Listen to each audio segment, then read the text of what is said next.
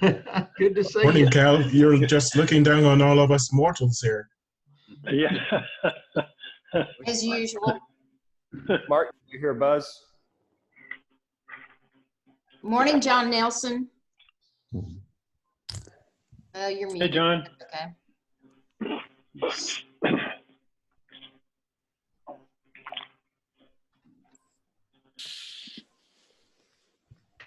Welcome, y'all,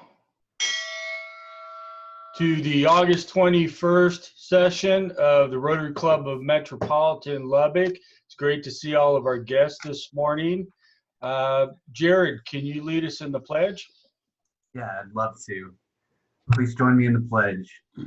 I pledge allegiance Pledge allegiance to the flag of the of the United States of America and to the republic for which it stands, one nation under God, indivisible, indivisible, with liberty and and justice justice for all. Thank you. Bonnie, could you lead us in prayer?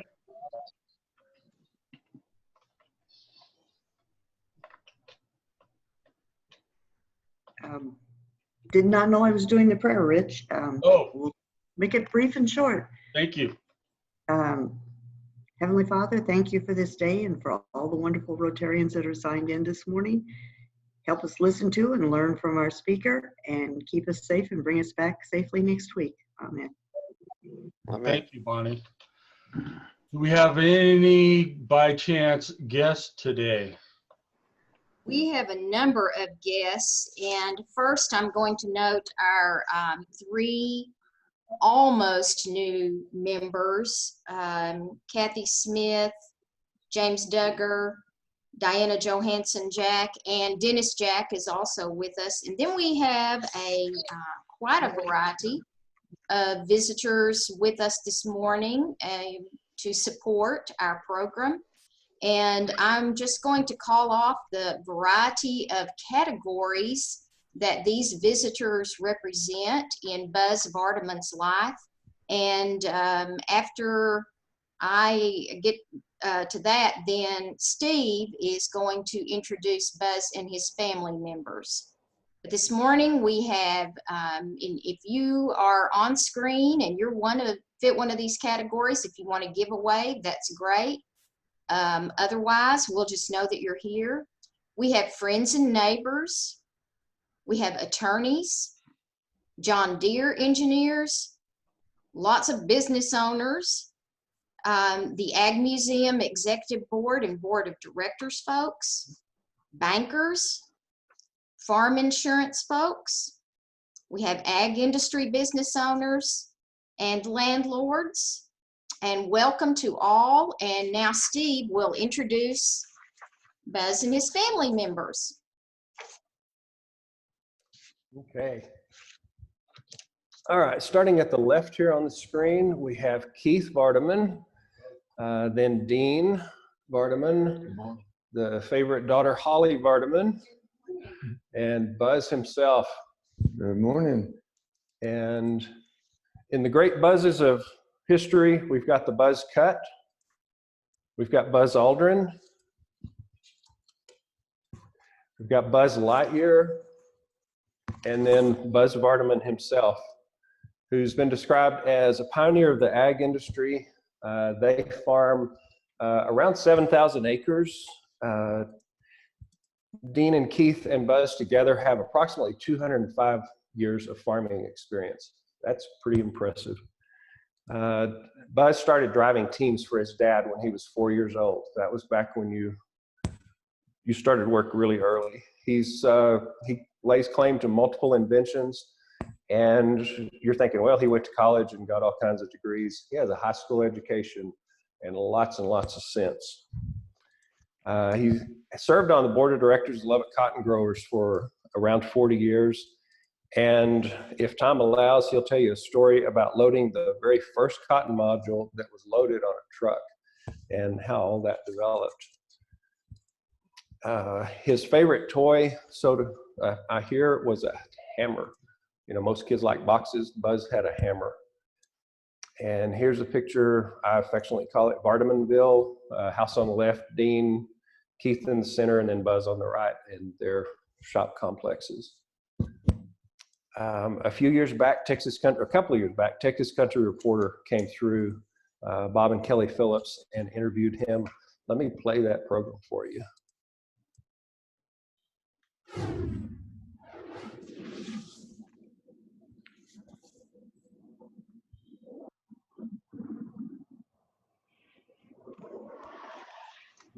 If I mention names like Babe Ruth, Muhammad Ali, Bruce Springsteen, chances are pretty good that you'll know who I'm talking about, right? But what about Buzz Vardaman? No clue? That's what I thought.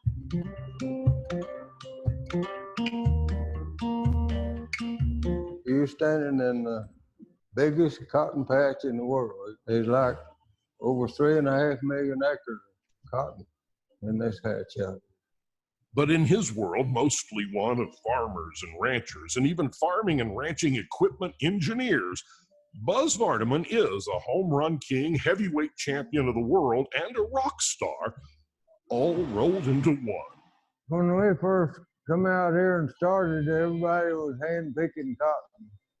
In 1950, I decided that if we're going to stay in the cotton business, we had to do our mechanical harvesting. We had to learn how to do this and make it work. If we hadn't have done what we done, we wouldn't be growing cotton out here today because we couldn't get the hands to hand harvest cotton anymore. If we hadn't done what we do, now you don't know it, but that's a pretty powerful statement, because what Buzz does is simply this. He invents things, and he takes things other people have created and makes them better, all in the name of improving the cotton business. And just why should you care about that? Well, because each one of those round bales there equals like 4,000 jeans, 6,000 t-shirts. that's right, Buzz and Company are at least partly responsible for the clothes you may be wearing at this very moment. I'm probably the only guy in the country out here that my jeans are made out of cotton that we grew.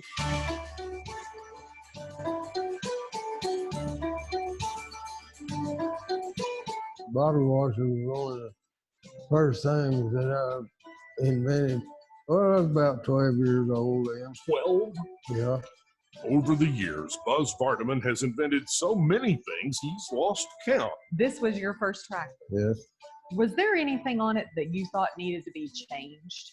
I had to modify the steering wheel to make it adjustable.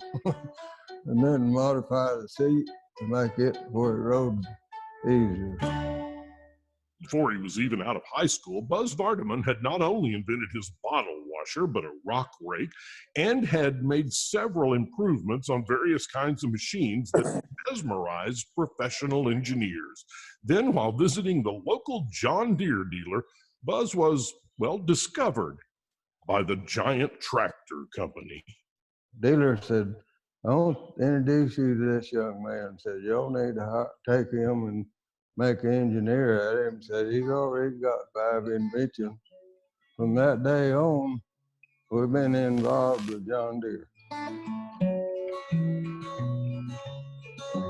This building's where we got some of our experimental equipment. This is where you invent a lot of stuff. Yep. Now, Buzz hasn't done all this by himself, of course. You will hear him talk about the boys. By boys, he means Dean, 69, and Keith, 67, old enough that Buzz says you could call them old men. But to him, they will always be his boys. Well, the height of this cotton is going to pull good. And together, these 3 men have revolutionized the cotton industry. The folks at John Deere, that giant among worldwide tractor companies, quickly admit that a great deal of their success has been because of the Vardamans. And if you wonder about how the John Deere Research and Development Department feels about all this, well, you're pretty much looking at them. For several years, I'd send an engineer down here to spend 6 weeks with me every fall. He says, my assignment is I'm supposed to take every step you take, You'll listen to every word you tell me. They'll ask each other, have you been to the Vardaman University?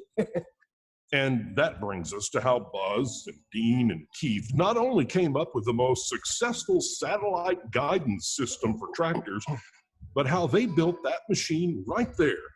The Heisman Trophy of tractors, the Stanley Cup of farming machines. What's that over there? This is V2000. The V2000.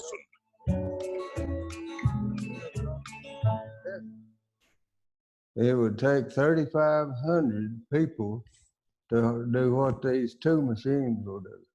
When they finished, the folks at John Deere asked them to send drawings of their invention so their engineers could evaluate it.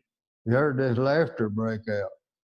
I said, tell me what all this laughter is about. Y'all think we're that far out of line about what we're doing? He said, no, Mr. Vardaman. He said, it's the very opposite. Said, we got all these engineers up here with their computers and everything, and none of them had come up with how to do this. And said, anybody can see what y'all have done is going to work. So that makes you pretty proud. Do you realize the improvements you've made on people's lives with the things that you and Dean and Keith have done? Well, I don't spend that much time dwelling on it, but whenever I do, I'm pretty thankful that we had a hand in it. I think you've had more than a hand in it. Well, I think you're selling yourself short here.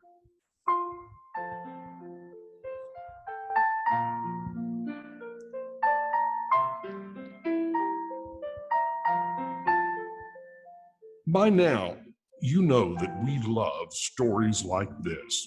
Ordinary people doing extraordinary things, unsung heroes, folks making our world a better place and asking little in return. People like Buzz Vardaman and his boys. How old are you, Buzz? I'm 91. 91 years old. Think of the changes you brought to this planet we're living on in those 91 years. Everybody, I think, has a purpose.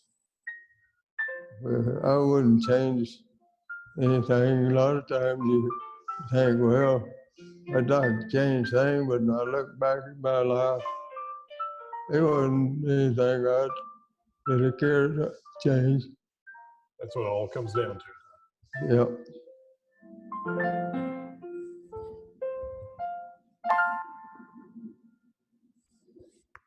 That's pretty impressive stuff there, Buzz. Well, thank you. That was a good experience for you, one. Let's run forward here and talk about Joyce. Coming up, we're going to cover round baler, 4010, and some wisdom. But going back to the 7th grade and then jumping forward to 1947, and y'all were on the way to the Fort Worth Stock Show. Thing that struck me about this picture, everybody look at that hand grip. She was not getting away from him at all.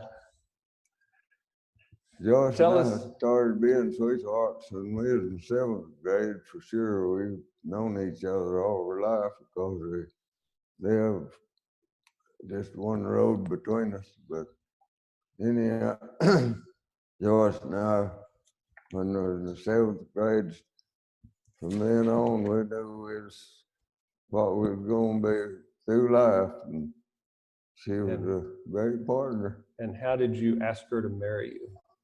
Anyhow, Joyce, after we got out of high school, well, she went to TSCW, didn't.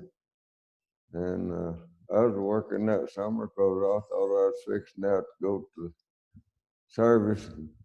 Anyhow, we got a chance to rent a farm out here at Lubbock in March of 1947.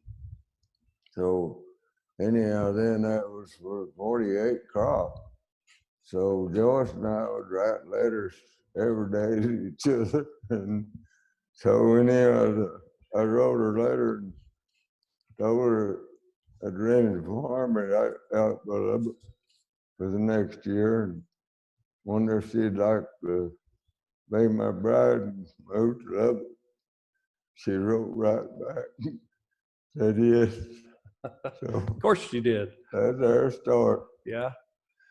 And what happened? What was your epiphany in 1950 regarding cotton? In 1950, I'd realized, in other words, this hand pulling, it takes 5 people per day per bale to hand pull cotton.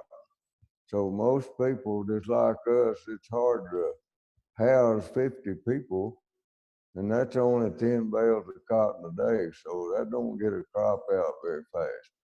So John Deere in 1947 invented or had the first tractor mounted 2-row stripper.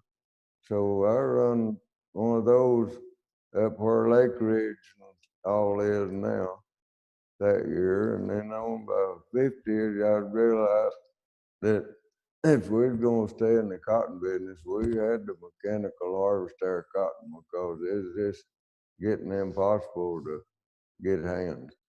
So that's where this all started, and we literally have made this happen. So, in other words, the mechanical harvesting. And this is the current state of things. Do you think you accomplished your goal of making it happen? I think so. When we look back, in other words, we started out with an old 2-row stripper that get 10 bales a day. And now then you got this modern stripper here that makes a round bale. This is all our idea. And what it accomplishes now, it's like on our farm. That replaces like 20 people and all the other strippers and bull buggies. And so 2 people can keep that going, you know, long as the moisture conditions and things. So there's times when you can run all night, but most of the time you're limited by the moisture conditions. So 2 machines and 2 people replace 5 sets of stripper, bull buggies, tarpers, and module builders, and 20 people. That's what we've done on our farm. And on the guidance system, because everybody's familiar now with very straight rows and GPS and things like that, but y'all developed a way that the cotton stripper senses the cotton running down the row. When we was working with Orthman Company and on this guidance system for 3 years, they had the hydraulic part that controlled the steering figured out pretty good, but they didn't have a sensor against the cotton to tell it what to do. So that's where we come in.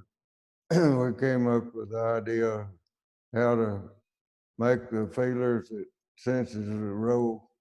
In other words, you got to think about, you've got a 3/4 inch wide gap to put your cotton rolls through when you're driving by hand.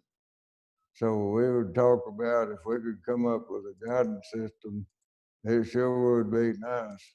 Well, after we got this guidance system working where it's driving better than we could drive, we call that a necessity, not a nice. But so there's not hardly anybody that don't have a guidance systems anymore. So essentially the cotton rows are driving the stripper to keep it on target. Yes. Yep. Tell us about the green bolt separator. The green bolt separation, in other words, like when you harvesting cotton, that's one of the big things. You don't want green bolts going through the machine. You got to try to separate them out. So we were working hard at that for several years. But anyhow, I was working, riding under the machine. We'd put a little platform down 3 inches off the ground, tied up with chains, where you could ride between the rows and I'd see what's happening to the stripper, how it's working and all. So I'd hold my hand up in the chute and cup my fingers like this, and the green bolts would come up and hit my hand, and when they stopped, there's not enough air to pick them back up, so they drop out.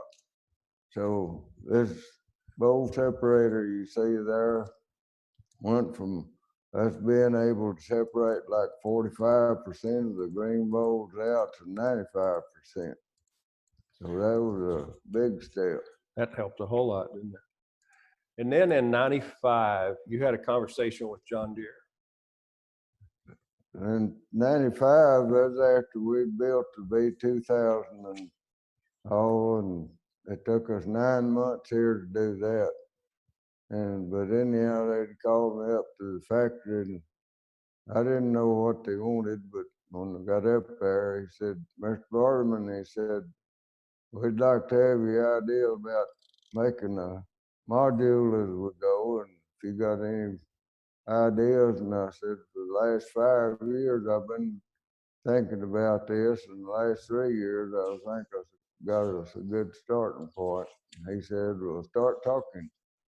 So anyhow, I told him what we didn't want and then what we wanted, because when you're working with John Deere, they always want to know why you don't want something or why you do want something. So that why is a real important part of working with John Deere. So just like I wanted to describe to him, what we didn't want was a module builder that was pressing cotton by steel, because if you crack seed, you can't gin it. So I figured that this round bale does that with belts. Belts won't crack cotton seed. So if we make that module 8 foot wide and 8 foot in diameter, then we can wrap that in plastic, and that'll be our tarp. So when it sits on wet ground or whatever, we've already got it tarped. And the picker people would probably be prouder of this than what we are, because they pick on muddy ground, and now we're like out here, most of our ground's dry. But anyhow, this whole system turned out to be what we see today. In other words, that was the start of it. But in other words, when you have an idea how to make something, you got to follow through that. If you can't do it, well, you got to get somebody else to.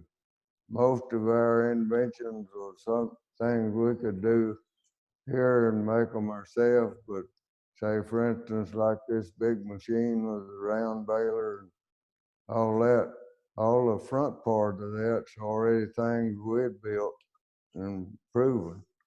And then the round bale part was added to that. And then in going back to 1955, John Deere approached you. They were getting ready to build a new tractor, and they came to you first. They didn't have it ready yet, and they talked to you to get ideas. Tell us about that.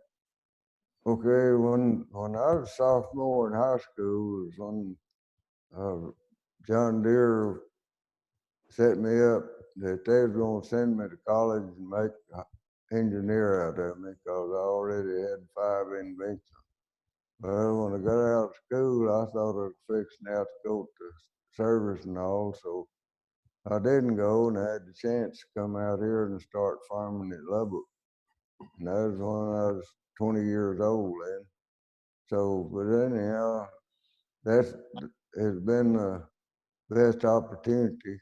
But anyhow, like in 55, when they approached me because of my association with John Deere, they was wanting to listen to my ideas and things.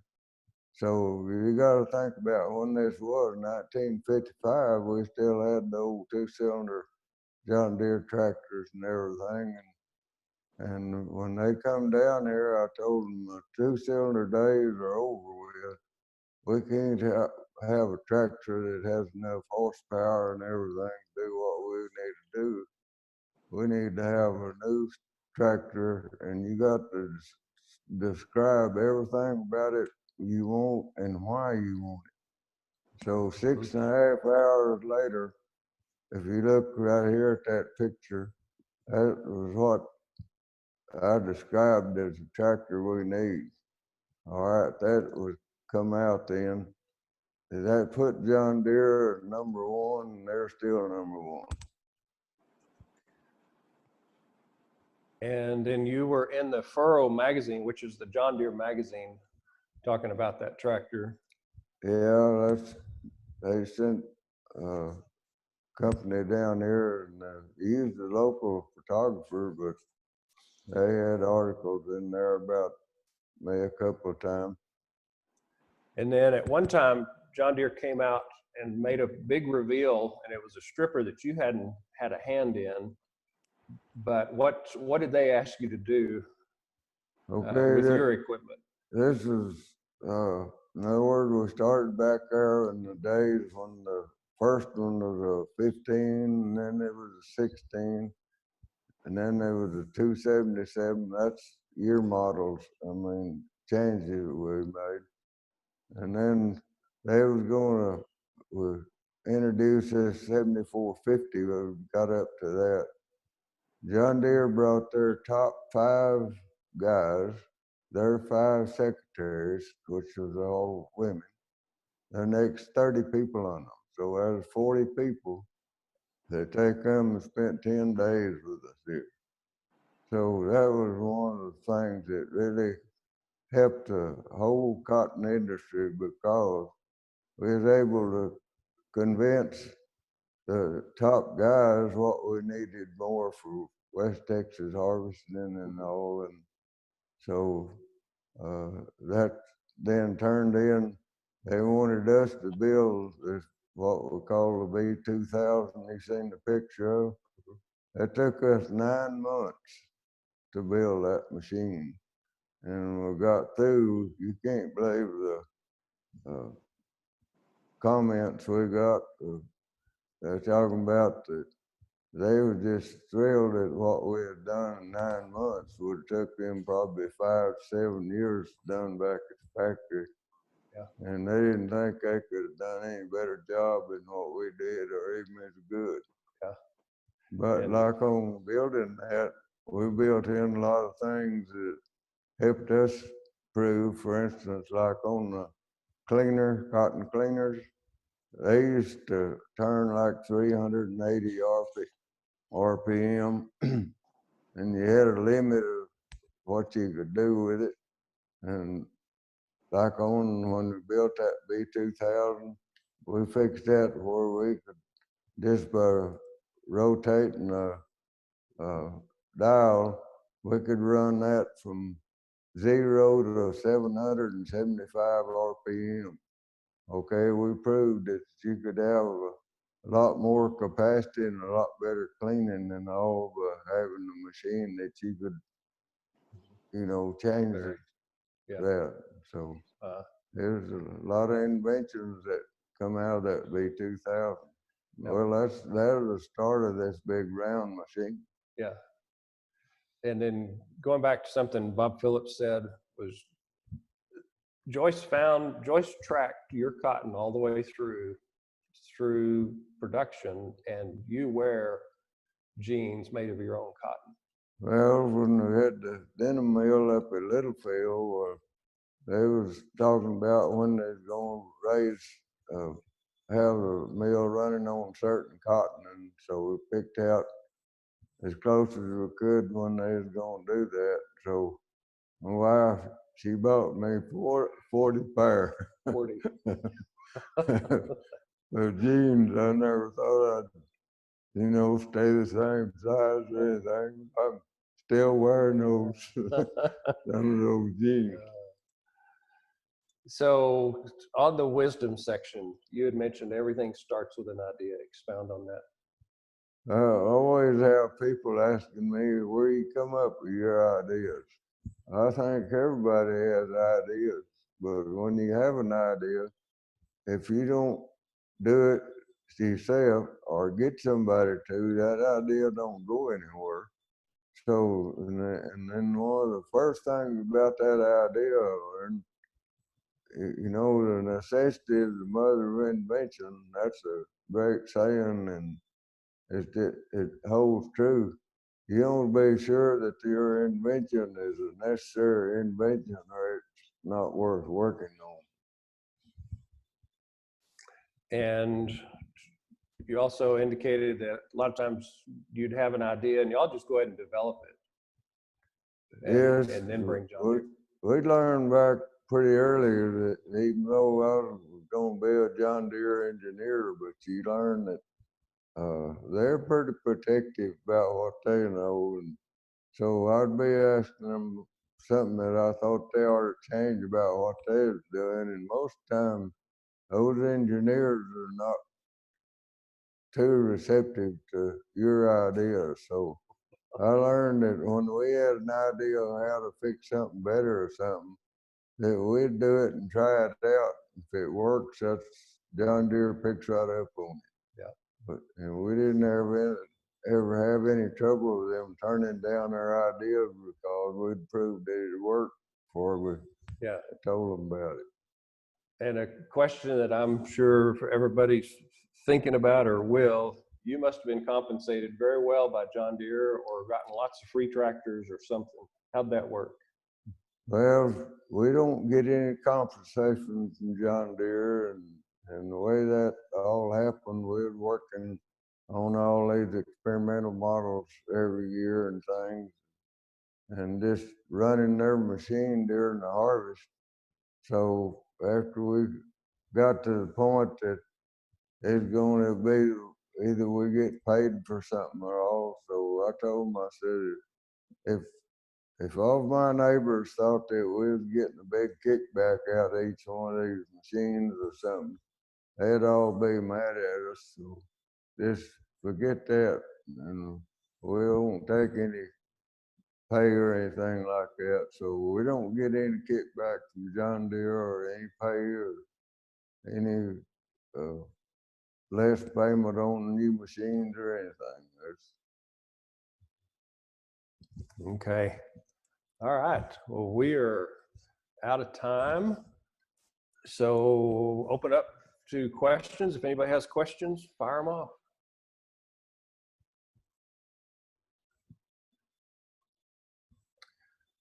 Okay.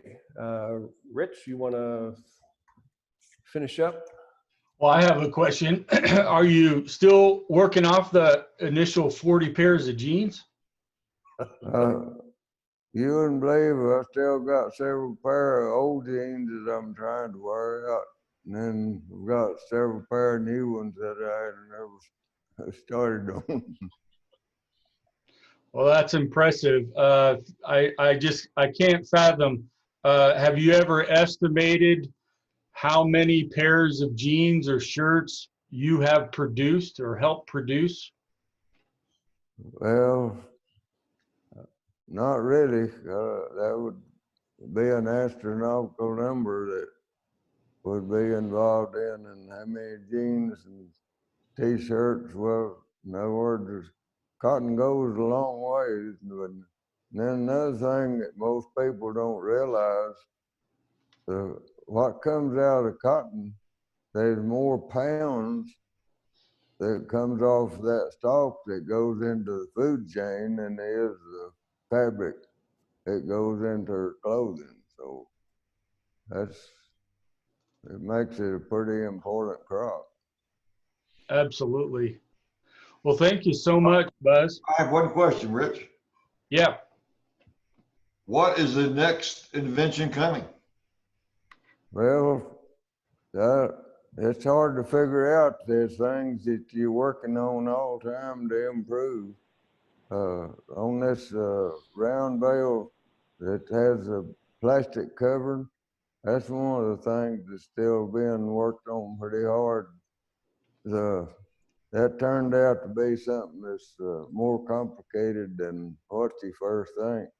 In other words, the wrap that goes around that round bale, that goes around 3 times, so that's 65 feet of plastic that goes around. And when just like right here, we'll run experiment with one wrap around it, and it won't hardly work. That plastic won't hold it. That cotton is compressed, so it takes a lot of pressure to hold it in place. So, but anyhow, when we first started, they thought that plastic wrap would cost us maybe $5 to $7 a bale. Well, the wrap cost us $35 a bale. So we're trying to get the price of that down, but right now we haven't got too far with it. Hey, Rich, I've got a question. Yeah.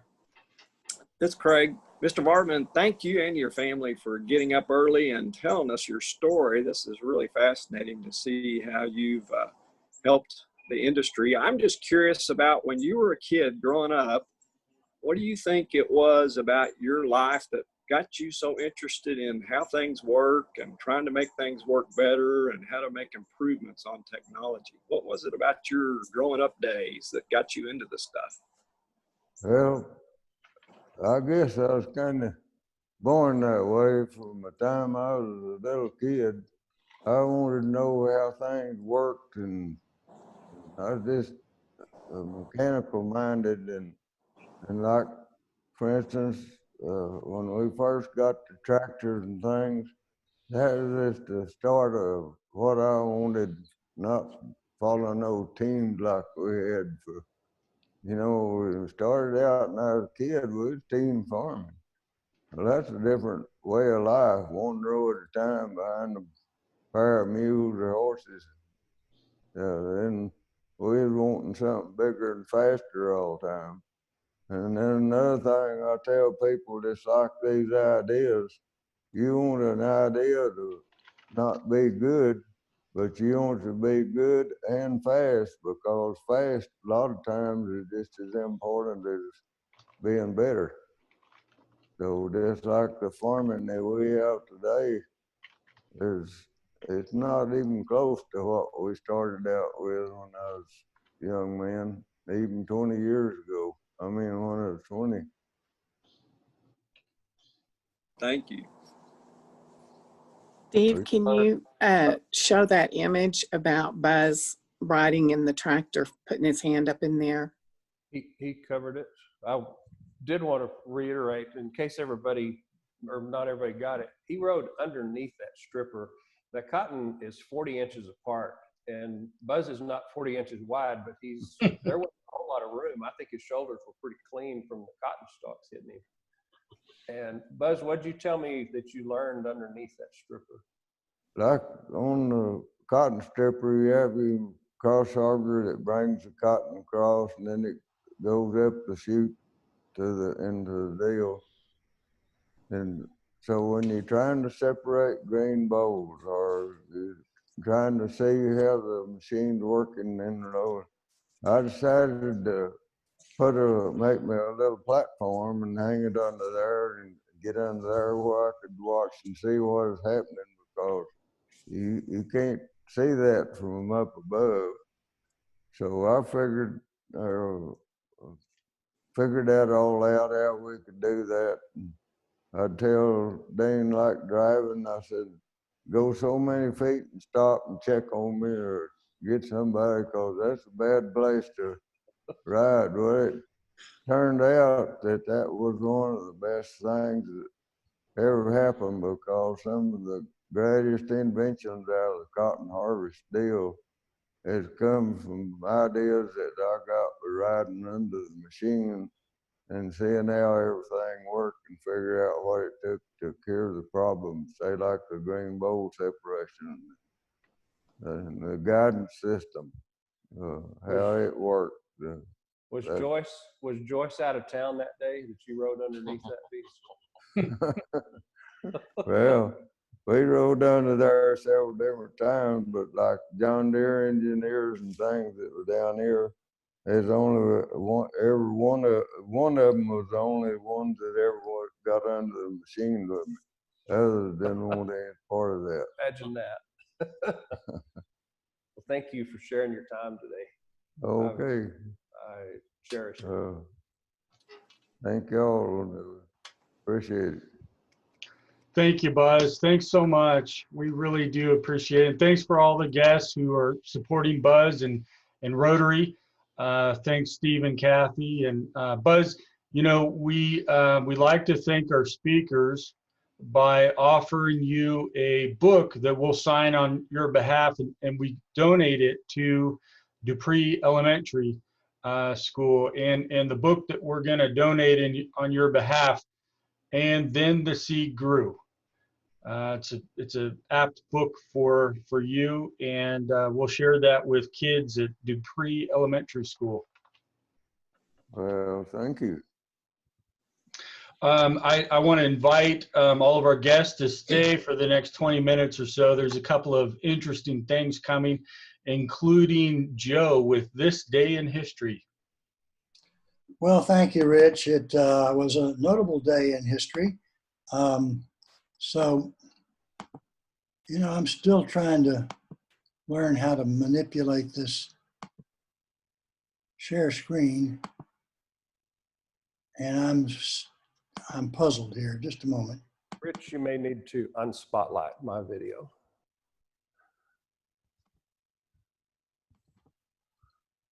Ah, well, I'm totally lost here now. I don't even have a screen. Everything's disappeared. Well, let's try this.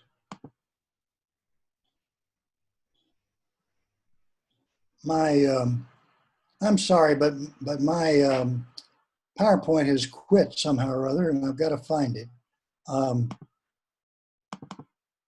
Here we go.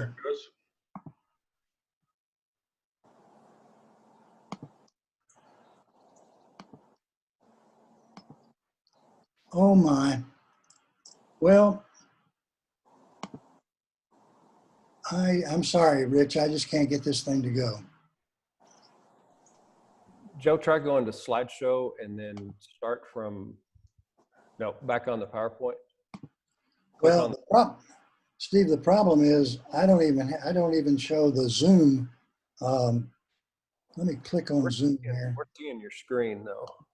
You are seeing the screen? Yeah. Okay. So just click on that power. Yeah, click right there and then go up to slideshow. Well, how about that? How about that? A helpful suggestion. You know, it's great to have these tech gurus around, and it's August 21st. So let's take a look at what happened on this day in history. August 21, 1831. Well, now my slides aren't advancing. Yeah, Nat Turner's Rebellion.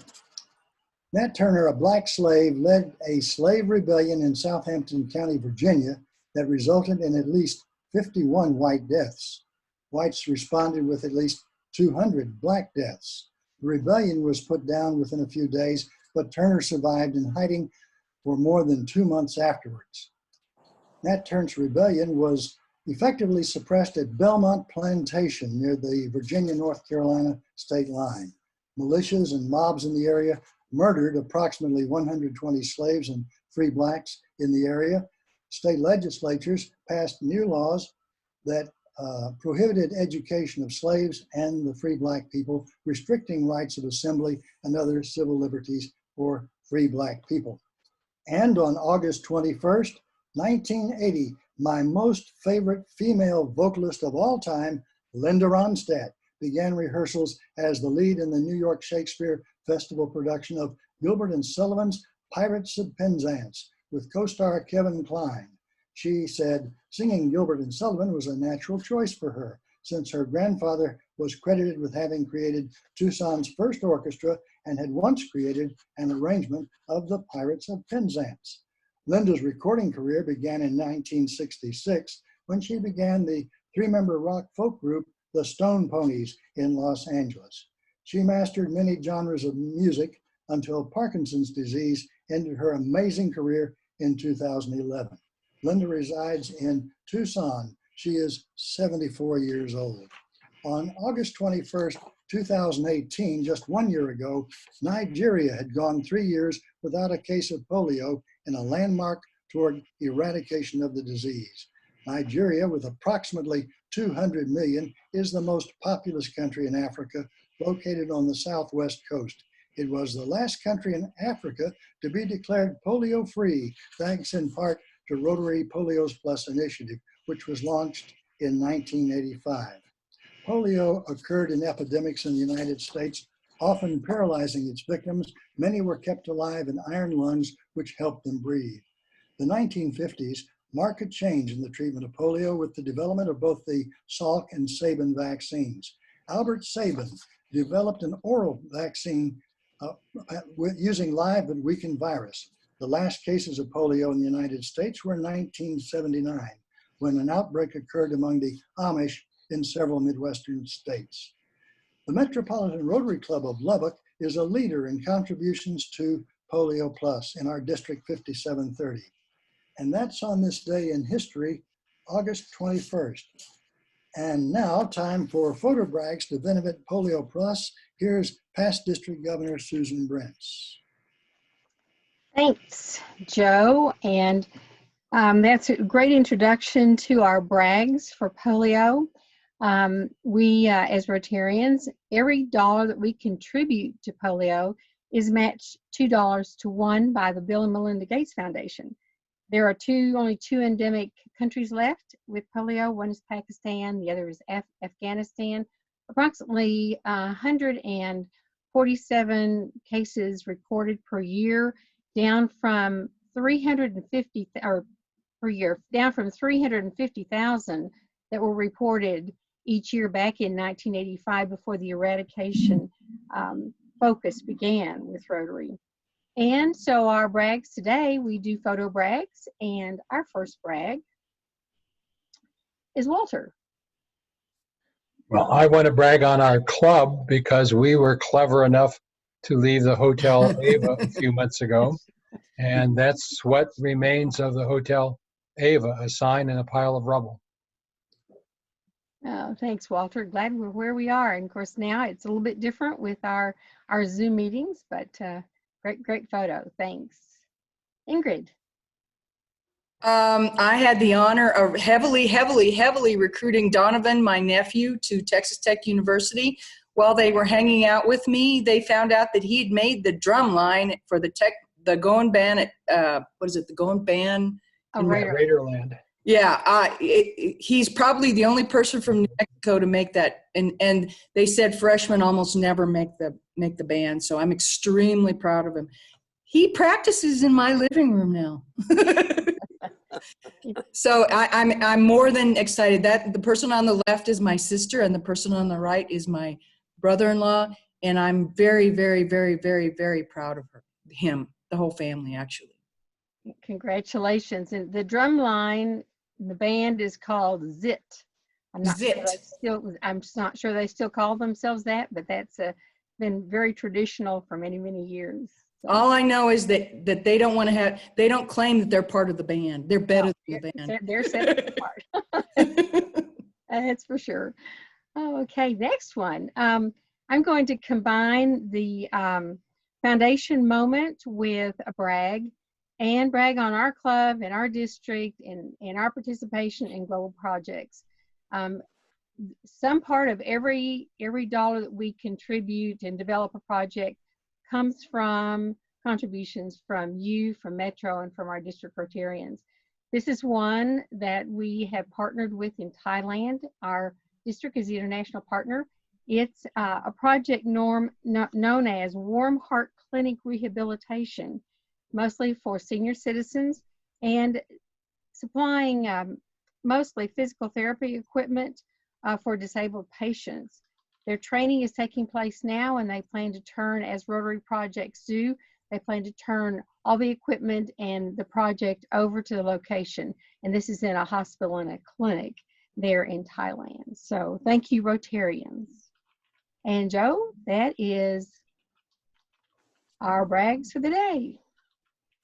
All right. Well, now we have such a large gathering today, including our guests, that if you want to make a brag, please unmute and speak up with your first name so we'll know who you are. I have one. That's Jerry. Okay, Jerry, go ahead. Well, I want to brag on Joe Dominy for this day in history. Those are very informative and entertaining events, and we really appreciate that. I look forward to that every week. Thank you, Jerry. And I apologize for the technical glitches today, but we finally got her going. Now, who else has a brag? I have one. Okay, Joy.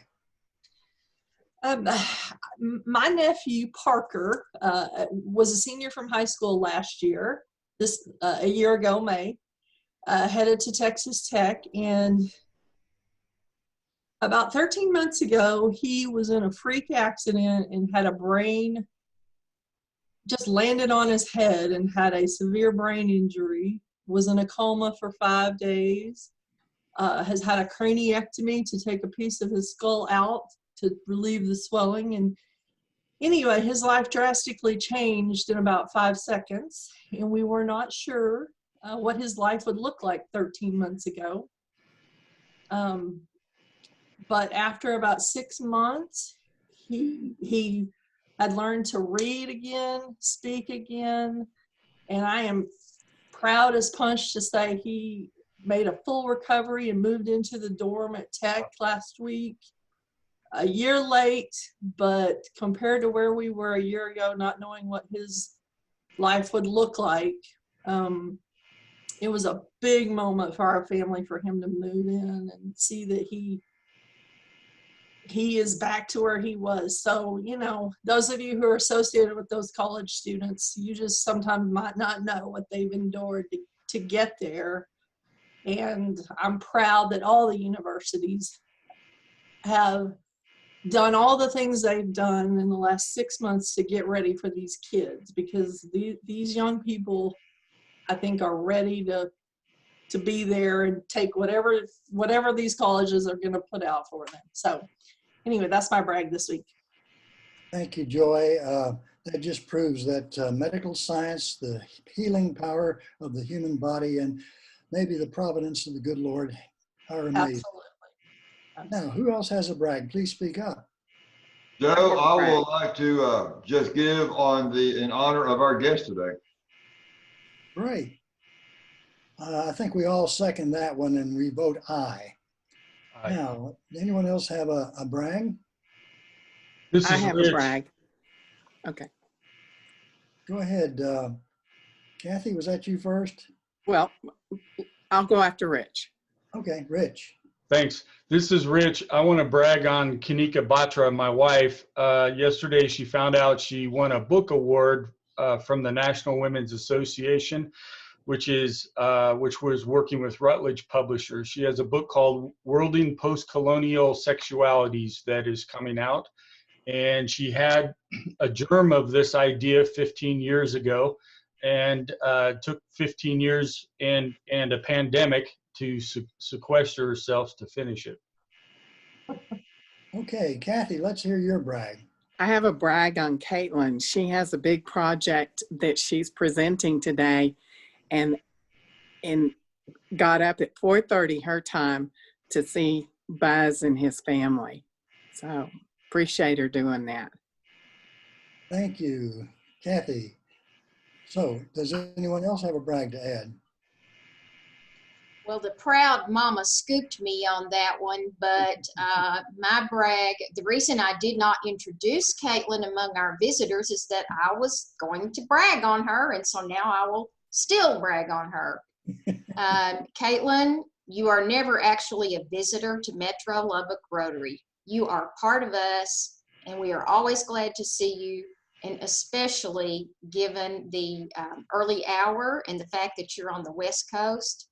So for those of you who don't know Caitlin, Caitlin was our Rotary Youth Exchange student to Belgium several years ago, and I believe she's the first one to say that her exchange year has had quite an effect on her life and what she has chosen to do over since her exchange year. So, you know, you're always welcome, Caitlin. Well, I'm looking at the time now, and I know Rich has several announcements to make. So if somebody wants to squeeze in a brag, one last brag, let's make it quick. President Rich, we're tossing it back to you. Thanks, Joe. Brags go to support the eradication of polio plus worldwide, and we're this close to doing that. Thank you so much. So yeah, just a couple of announcements. Next week we have an induction ceremony of Kathy S., Diana, and James. We're very excited to have 3 new members join us. And after the induction, they'll officially be members of our organization. Those 3 have already started supporting our club by trying to propose one of our district grants. And they're exploring different options. We also have maybe ideas from about supporting the Inside Out Foundation, the Combat Center Literacy Program, Meals on Wheels. We can do 3 of those grants. The applications are due by the end of the month. The board will need to vote on this, so expect some things to vote on via email over the next week or so. Ken and Alin, Meals on Wheels. Christ Day. Are you unmuted? I thought I was, am I muted? Yes. Say it again. It's the Kennedy Lynn Day for Route 1 and Jerry Price for Route 35. Great, thank you. Dan? And we need somebody for September, we need one person for September the 4th on Route 35. Any volunteers for that date? I will wait. They can text us or let us know. You can put me down for September the 4th, John Mills. All right, John, thank you. Thanks, Ken and Alin. Thanks, John. Dan?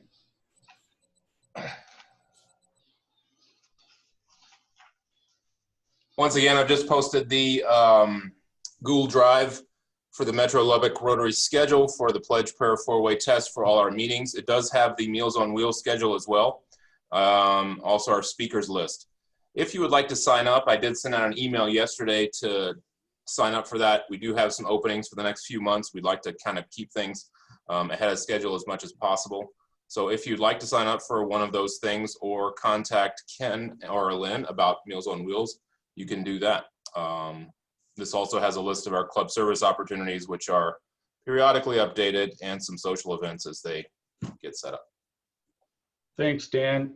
Susan, do we have Rotary Foundation update? I updated with the Thai brag, the one from Thailand. So that's a great update. They're in the process right now of training and going forward. So thank you. Thank you so much. Who's speaking next week? Hugh? Well, for those of us with single-digit experience in the club, it's going to be a great honor to hear Susan and Cal give us a grand review of the history of our Rotary Club and their activities in it. So Susan and Cal are going to be giving us a rejuvenation of our understanding of our club activities. Excellent. Really going to look forward to that. And in addition to inducting 3 members, and our 3 members over the next 3 months will also give classification talks. Thank you. Wayne, can you lead us in the 4-way test?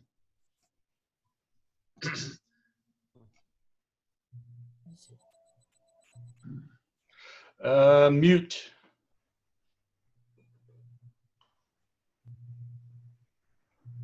Okay, here we go. Of the things we think say or do, Is it the truth? Is it fair to all concerned? Will it build goodwill and better friendship? Is it beneficial to all concerned? Thank you. Thank you. So please stay and chat if you can. Have a great day. Bye, everyone. Good to see you all. She did try to ring